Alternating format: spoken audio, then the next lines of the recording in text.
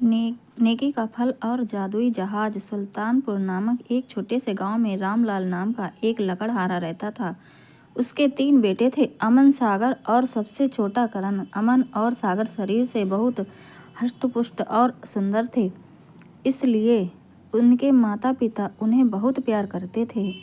उन्हें घर में अच्छा खाना और पहनने के लिए अच्छे कपड़े मिलते थे। वहीं दूसरी ओर सबसे छोटा बेटा करण शरीर से दुबला पतला और साधारण था, इसलिए उसे कोई प्यार नहीं करता था। उसे खाने के लिए सूखी रोटी मिलती और पहनने के लिए फटे पुराने कपड़े, फिर भी करण कभी शिकायत नहीं करता था और अपने माता पिता और भाइयों का बहुत आदर करता। एक बार रामलाल बहुत बीमार पड़ गया और घर में पैसे खत्म हो गए। घर चलाने के लिए माँ ने बड़े बेटे अमन को बुलाया और कहा कि अब तुम्हें जंगल से लकड़ी काटकर बाजार में बेचनी होगी।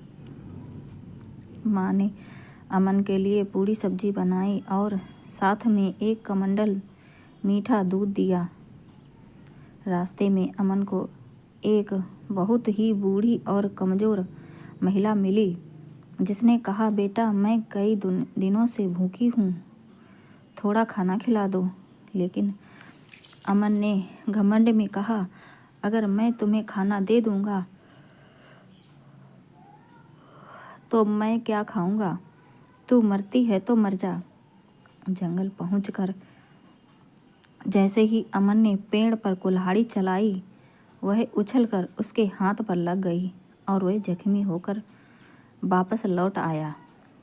अगले दिन माँ ने सागर को भेजा और उसके लिए भी अच्छा खाना और दूध दिया। सागर को भी वही बुढ़िया मिली, लेकिन उसने भी मदद करने के बजाय उसे डांट दिया और आगे बढ़ गया। जंगल में पेड़ काटते वक्त कुल्हाड़ी सागर के पैर में जा लगी और वह भी रोता हुआ घर वापस आ गया। करण की दया और चमत्कार। अब सबसे छोटे बेटे करण ने जंगल जाने की जिद की। उसके माता पिता ने उसका मजाक उड़ाया, लेकिन करण अड़ा रहा। माँ ने उसे केवल सूखी रोटी और पानी का कमंडल देकर विदा किया। रास्ते में करण को वही बुढ़िया मिली।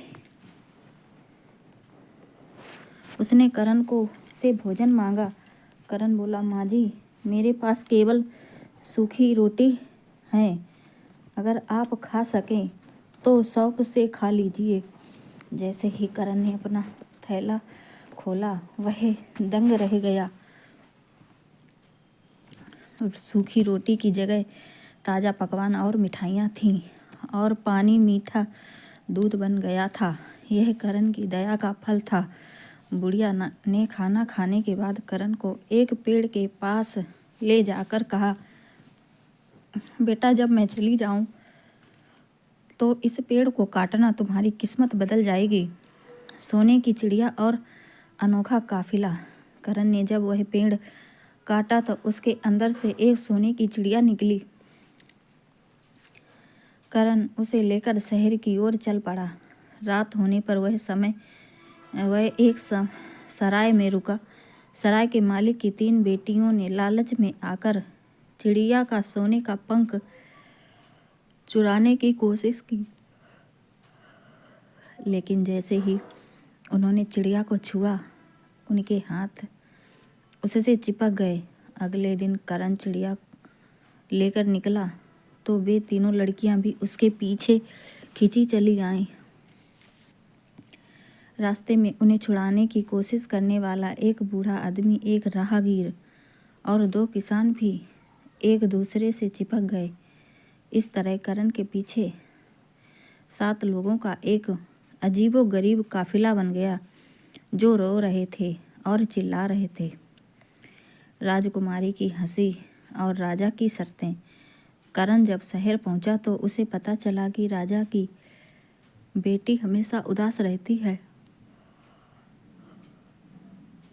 और राजा ने वादा किया है कि जो उसे हंसा देगा उसका विवाह राजकुमारी से होगा। जैसे ही राजकुमारी ने करण और उसके पीछे चिपके हुए इस अनोखे काफिले को देखा, वह अपनी हंसी रोक नहीं पाई और जोर जोर से हंसने लगी। करण जीत गया था, लेकिन राजा एक मामूली लकड़हारे को अपना दामाद नहीं बनाना चाहता था।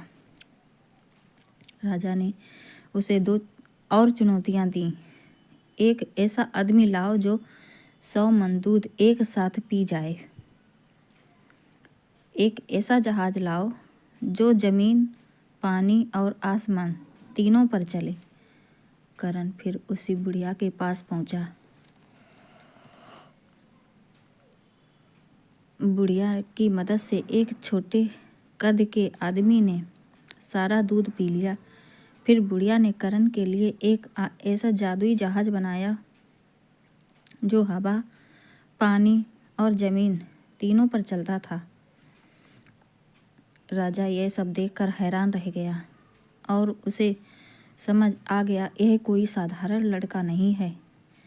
राजा ने धूमधाम से अपनी बेटी का विवाह करण के साथ कर दिया। करण बाद में उस राज्य का राजा बना और उसने अपने माता पिता और भाइयों को भी महल में बुला लिया। कहानी की सीख हमेशा याद रखें कि नेकी और दया कभी बेकार नहीं जाती। जो लोग दूसरों का भला करते हैं, भगवान उनकी किस्मत खुद बदल देते हैं।